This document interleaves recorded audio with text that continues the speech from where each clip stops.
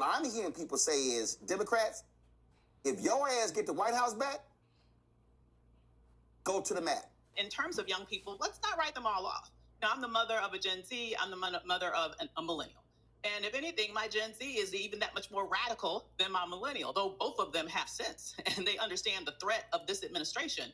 But the main frustration of my Gen Zer is not that he doesn't want to vote. He will vote. But his frustration is that he doesn't see the Democratic Party fighting enough. He wants to see more action in the Democratic Party. He wants to see the Democratic Party be more aggressive. They aren't aggressive enough for him. And so I believe that if the Democratic Party were more aggressive, would show some heft and some fight in their spirit, they would naturally attract young people. I don't believe that most young people don't care about politics. I don't think that they are inspired to really support candidates who they don't believe will fight for them. Many of them will do it anyway, like my son, but he does it, I will tell you, holding his nose because he wants more fighters. And if he finds someone that will inspire him in that way, he will come out and vote. And it's not just him. If you look at the Mamdani election, when you saw the overrepresentation of young people voting, it is because, I believe, not just because of this issue of affordability. I think it was also because they saw a fighter in him. And that's something that the Democratic Party needs to replicate writ large. Well, here's the thing, Cameron, that, first of all, I absolutely agree with what Ava says there. But this is the piece, to me, that is always critical. I always talk about what the nuance is. And the nuance always is, and I've had to deal with this with people, where I'll explain, if you want something to change on a school board, remember, if there are nine people and you vote for one, you need 4 more votes. You need 5, you need at least 5. If it's a city council, depending upon the size of the city council, you need the majority. What I'll say is, I think back to 2025. There's a lot of people who saying, Democrats, what y'all gonna do? Sitting there going, do you not know who controls the House, the Senate, and the White House? And the key, though, I think, this is where it jumps out, to the point Jay Avis just made. When you do have the power, do you use it? I think what we are witnessing now, where you have, is Donald Trump a thug? Yes. Does Donald Trump not believe in morals, values, principle, ethics? Yes.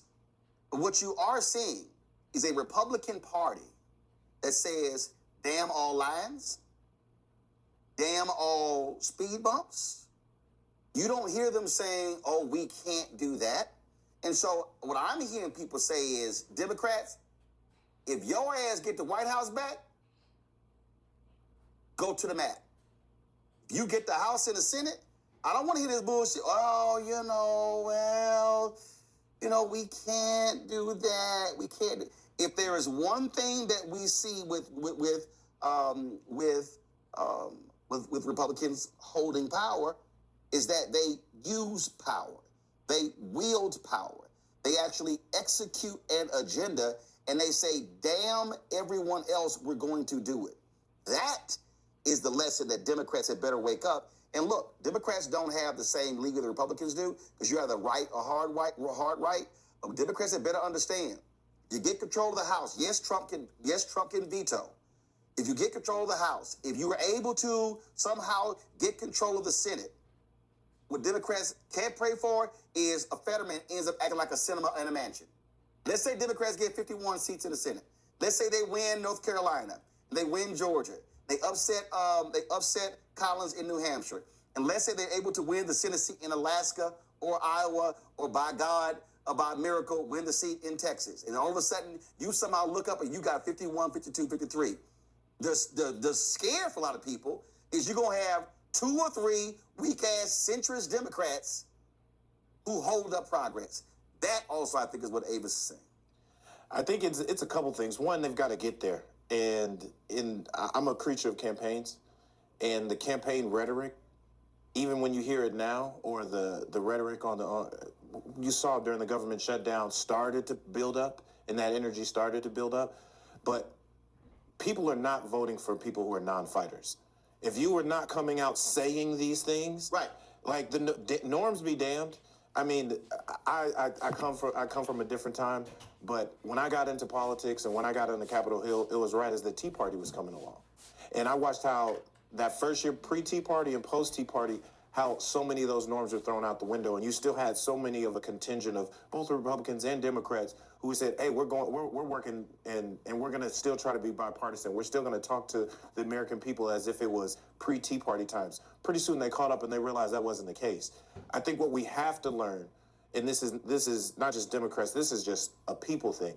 If people do not see you fighting and see you throwing out those norms, seeing you name people, see you name what you're going to do, consistently fight back. The reason why the Jasmine Crockett's and the Gavin Newsoms have at least been getting so much energy online is because they're with the times. They're using culturally relevant language. They're speaking directly to people, and they seem to be fighting. They're both leading with policy, leading with attitude, leading with energy, and they're leading with laughs. Because to our earlier point when we were saying people are looking for some escape, well, I hate that we got to turn politics into some level of entertainment, but you got to realize what people are paying attention to and responding to, and we have to do that. Because we have to get there before, and then if we get into office, it doesn't need to be just pushing these bills through. You need to name these bills salacious bills so people understand.